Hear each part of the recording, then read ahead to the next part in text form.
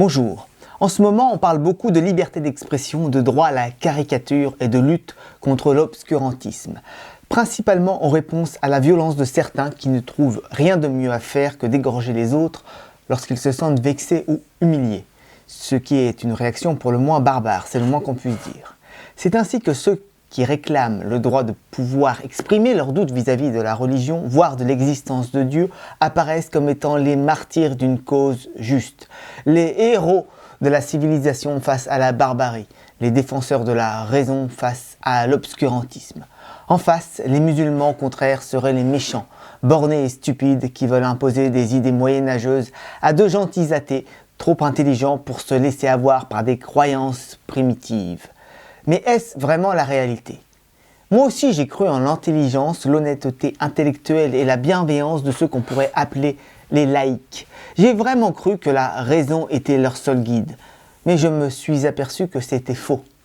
Ils ne sont pas aussi humanistes qu'ils le prétendent et leur motivation n'est pas toujours de défendre la vérité. La lumière, pourtant revendiquée par ces partisans du siècle des Lumières, n'est pas leur priorité. Pourtant, c'est bien ce qu'ils font croire. Plus je discute avec eux, plus j'ai l'impression d'avoir en face de moi des obscurantistes, qui sont bien plus attirés par l'obscurité que par la lumière. Une obscurité outrancière et nihiliste. Sophia Aram a récemment déclaré sur France Inter: Comment fait-on quand des croyants fixent le début du respect à la reconnaissance de l'existence de Dieu et que des athées le situent bien au-delà de l'introduction d'un doigt dans le derrière de leur ami imaginaire? Bon, moi j'en connais même qui trouveraient ça très respectueux d'égarer un autocar. Bon. Elle a poursuivi en disant qu'on insultait son bon sens avec l'existence de Dieu. Apparemment, ce serait donc ça l'état d'esprit de la République française. Il n'est donc pas étonnant d'entendre le ministre de l'Intérieur, Gérald Darmanin, déclarer sur France Info: on peut prier Allah et aimer la République. Simplement, jamais, en aucun moment, Allah est supérieur à la République. Voilà. C'est vrai pour les musulmans, c'est vrai pour les juifs, c'est vrai pour les catholiques, c'est vrai pour les protestants, c'est vrai pour ceux qui ne croient pas. La République transcende tout. Je résume. On insulte leur bon sens avec l'existence de Dieu, qu'ils appellent l'ami imaginaire, et leur République, qui est une invention humaine imparfaite et éphémère, serait au-dessus de Dieu, la plus grande puissance qui soit, et qui pour le coup n'est pas une invention humaine. Malheureusement, en disant ça, c'est mon bon sens qu'ils insultent, et pas seulement le mien, et surtout sans jamais aucun droit de réponse. Car oui, très souvent, ces gens s'écoutent entre eux et refusent d'entendre tout raisonnement qui pourrait les faire changer d'avis. Je sais, je l'ai vécu. Quand on refuse d'écouter l'autre par peur d'apprendre quelque chose, c'est grave. C'est même la définition de l'obscurantisme. Un obscurantisme du rien, en l'occurrence. Comment peut-on prétendre incarner la lumière ou le siècle des Lumières quand on est à ce point aveuglé par l'obscurité? Alors oui, parfois ils écoutent ou font semblant. Mais la discussion devient alors surréaliste. Quand je propose ma petite démonstration de l'existence d'une entité transcendante à ces gens, ils sont souvent si coincés qu'ils finissent par raconter n'importe quoi. Le plus souvent, ils ne cherchent qu'à gagner du temps, pour ne pas avoir à avouer l'évidence, bien sûr. Sur Twitter, j'ai un mal fou à faire comprendre à ceux qui me répondent que la douleur est privée. C'est juste incroyable. Car oui, le seul résultat que j'utilise dans ma démonstration de l'existence d'une transcendance est le fait que la douleur est privée. Un scientifique ne peut pas valider l'existence de la douleur d'autrui, parce qu'elle est privée justement.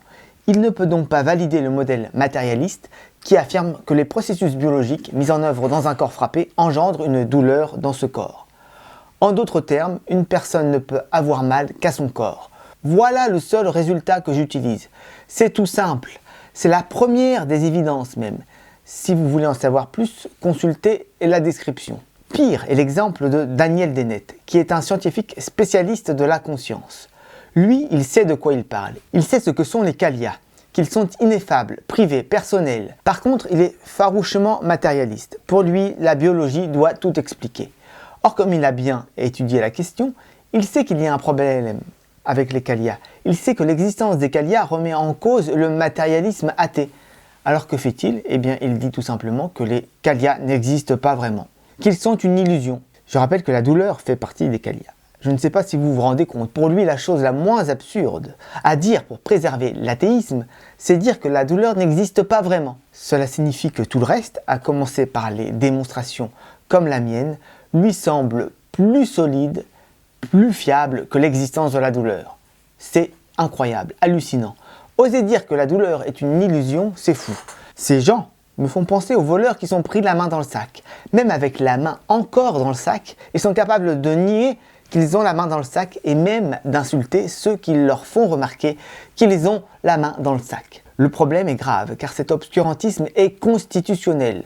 C'est ce que dit Jacob Rogozinski, un philosophe français, qui dit que la caricature d'un prophète puisse injurier et humilier des millions d'hommes, cela nous est devenu incompréhensible car nous sommes victimes de ce qu'il faut bien appeler l'aveuglement des Lumières. Nous sommes persuadés que la religion n'est qu'une illusion inconsistante, une maladie infantile de l'humanité vouée à disparaître tôt ou tard. Qu'on l'appelle aveuglement des Lumières ou obscurantisme laïque, c'est la même chose.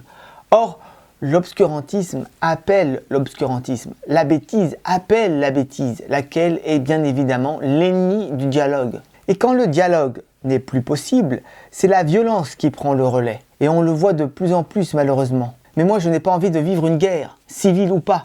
Je n'ai pas envie d'être égorgé. Car aussi dingue que cela paraisse, quand j'ai mal, je suis sûr d'avoir mal, je suis sûr que ce n'est pas une illusion. Cet obscurantisme est insupportable. Voilà pourquoi je vous demande de m'aider à défendre l'évidence. J'ai déjà longuement discuté avec Cédric Villani il y a quelques années, mais il a fui dès qu'il a compris que j'avais raison.